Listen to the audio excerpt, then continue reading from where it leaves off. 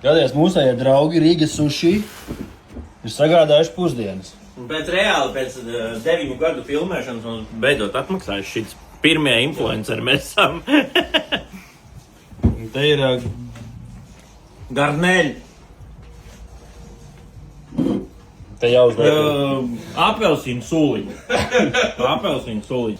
Un mēs, principā, esam arī gatavi pacienāt mūsu viesi. Mēs esam gatavi sadarboties vēl kādai Jā, sadarbībai. viesi. Reku viesi ir noliksim zupīti, viņš varbūt grib uzēst zupīti.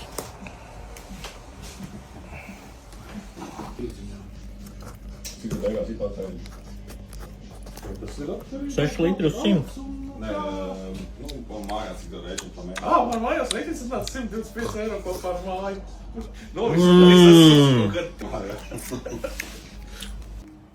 Nu, Artur, ko teiks par pusdienām? Pa īsu. Pa īsu, bet vēl jau ir. Nu ir. Ļoti, ļoti garšīgi viss bija.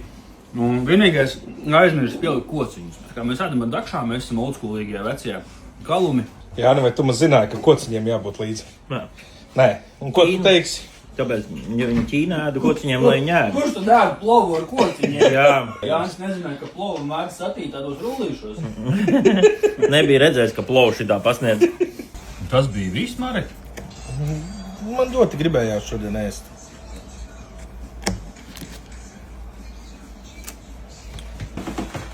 Skrien pakaļ pēc nākamās porcijas. Ir palicies pēdējais gabaliņš. Te ir viss tā kā šitā, un te ir šitā. Ar to, ko tikko teici? Ai, labi, ko tas pēdējais gabaliņš tur tas stāvēs? Just do it. Just do it. Svīdis jau ēdot.